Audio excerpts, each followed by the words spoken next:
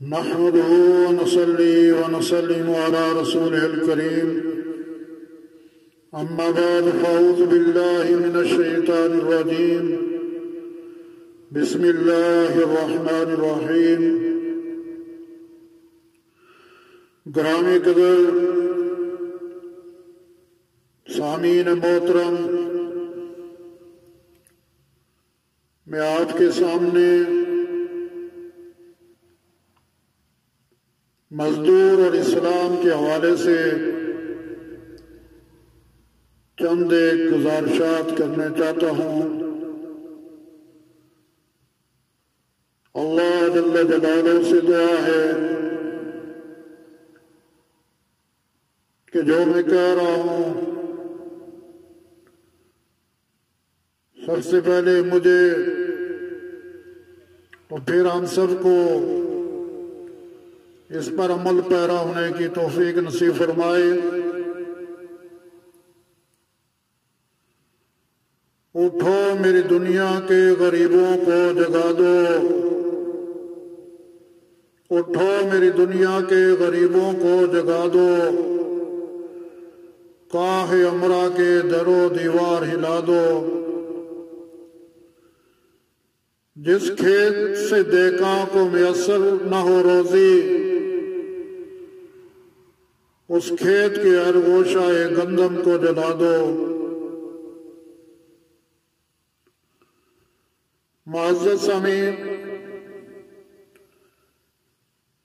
یہ ایک اٹل حقیقت ہے جسے ٹھکرایا نہیں جا سکتا کہ دنیا کی بہت ساری قوم اور مذہب اور سوسائٹیوں میں مزدور اور مزدوری کو نفرت اور حقارت کی نظر سے دیکھا جاتا رہا ہے، اور مزدور کے حقوق کا استحصال کیا جاتا رہا ہے، لیکن یہ اسلام ہی تھا جس نے مزدوری کو عظمت بخشی اور مزدور کو حقوق عطا کیے۔ اسلام نے جہالت میں ڈوبی ہوئی دنیا کے رہنے والوں کو بتایا کہ مزدوری کو حقارت سے مت دیکھو، مزدوری تو اللہ کا قرب حاصل کرنے کا ذریعہ ہے۔ رزق حلال کمانے والا مزدور تو اللہ کا پیارا ہوتا ہے۔ دن بھر محنت کرنے والا مزدور جب تھک ہار کر رات کو سوتا ہے تو اسے بخشش کا پروانہ دیا جاتا ہے۔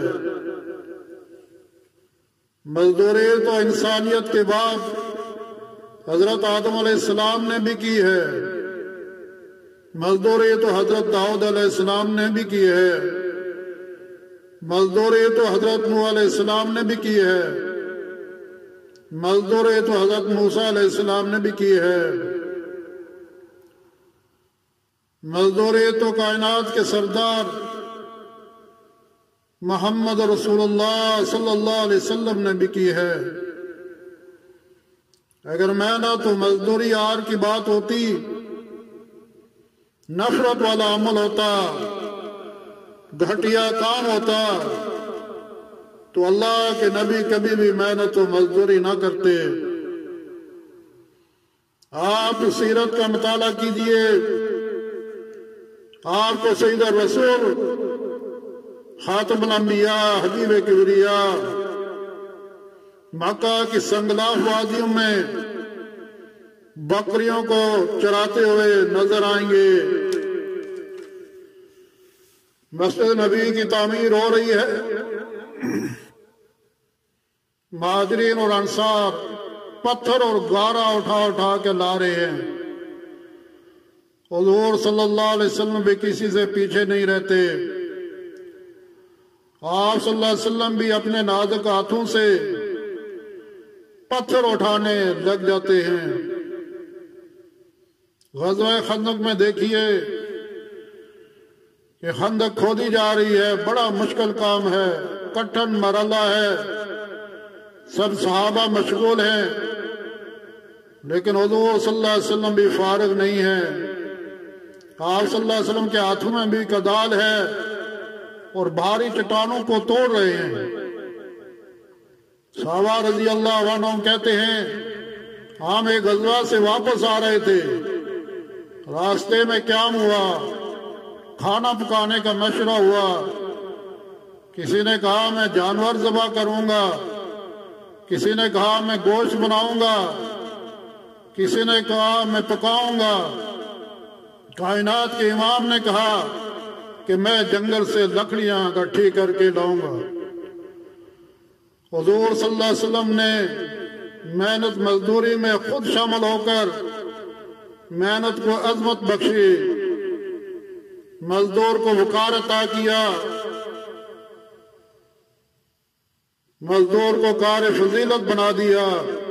یہی وجہ تھی کہ آپ صلی اللہ علیہ وسلم کا کوئی بھی شاگرد، کوئی بھی مرید، کوئی بھی صحابی محنت سے جی نہیں چراتا تھا، مزدوری میں آر محسوس نہیں کرتا تھا، مزدور کو حقارت کی نظر سے نہیں دیکھتا تھا۔ صحابہ رضی اللہ عنہم رزق حلال کمانے کے لیے تجارت کرتے تھے، زراعت کرتے تھے۔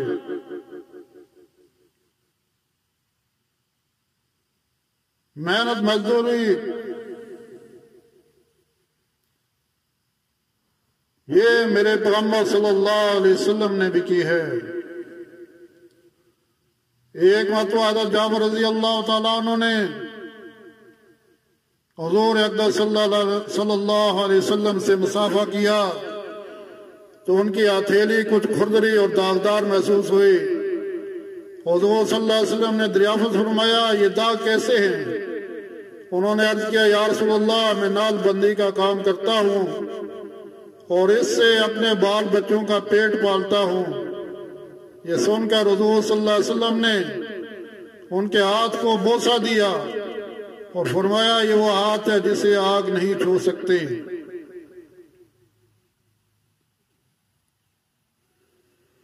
آج کے دور میں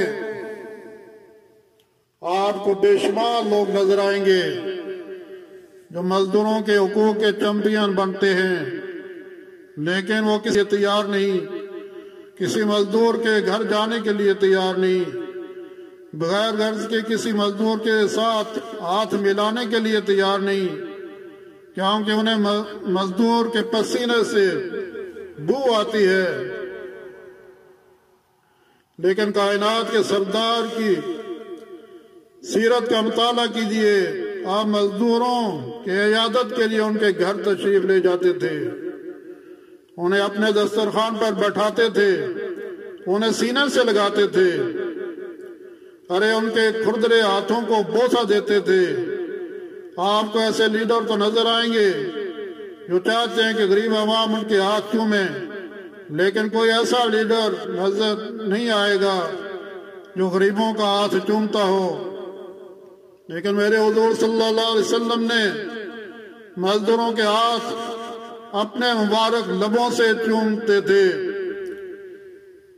جن ہونٹوں پر وہی قرآن مچلتی تھی، جن ہونٹوں کے تقدس پر ملائکہ کا تقدس قربان کیا جا سکتا ہے، دکھائیے کوئی ایسا رہنما جو اپنے کارکنوں کے لیے جنگل سے لکڑیاں گٹھی کر کے لائے، دکھائیے کوئی ایسا رہنما جو جفا کے ساتھیوں کے ساتھ خود بھی پتھر ڈھوتا ہو، دکھائیے کوئی ایسا مقتدا جو مزدور کی حق تلفی پر اتنا تڑپتا ہو جتنا میرے حضور صلی اللہ علیہ وسلم تڑپتے تھے۔ آپ صلی اللہ علیہ وسلم نے فرمایا مزدور کی مزدوری پسینہ خشک ہونے سے پہلے دے دو۔ آپ صلی اللہ علیہ وسلم نے فرمایا میں قیامت کے دن 3 آدمیوں سے جھگڑا کروں گا اور جس سے میں جھگڑا کروں گا اس پر غالب آ کر رہوں گا۔ ان 3 میں سے ایک وہ شخص ہوگا جس نے کسی مزدور سے کام تو پورا لیا لیکن اس کی مزدوری پوری نہ ادا کی۔ یہ آپ صلی اللہ علیہ وسلم کا قائم کردہ نظام تھا جس میں کوئی مزدور علاج معالجہ کی سہولتوں سے محروم نہیں رہتا تھا۔ کسی مزدور کے بچے بھوکے نہیں سوتے تھے، کسی مزدور کو بڑھاپے میں محنت مزدوری نہیں کرنی پڑتی تھی، بیت المال سے ان کے وظیفے متعین تھے، بلکہ ہر بچے کا وظیفہ بھی بیت المال سے مقرر تھا۔ آپ دیکھیں فیکٹریوں میں، کارخانوں میں، دکانوں اور بازاروں میں ایک چکر لگائیں، آپ کو معصوم بچے، ضعیف الحال بوڑھے اور کمزور عورتیں محنت کرتی نظر آئیں گی۔ اس لیے میرے دوستو، یہ جو نظام چل رہا ہے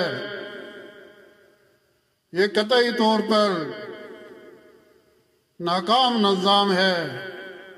ہمیں قرآن و سنت سے تعلیمات حاصل کرنی چاہیے، اور جیسے آپ صلی اللہ علیہ وسلم نے فرمایا، ان تعلیمات پر اگر ہم عمل پیرا ہو جائیں تو یہ دنیا کا نظام یہ مساوی ہو جائے، اور پھر ہر ایک انسان کے لیے آسانی ہو، ہر ایک خوشی سے دن بھی گزارے اور رات کو بھی سوئے۔ اللہ تعالیٰ سے دعا ہے کہ اللہ تعالیٰ ہمیں اس پر عمل کرنے کی توفیق نصیب فرمائے۔ وما علینا الا البلاغ۔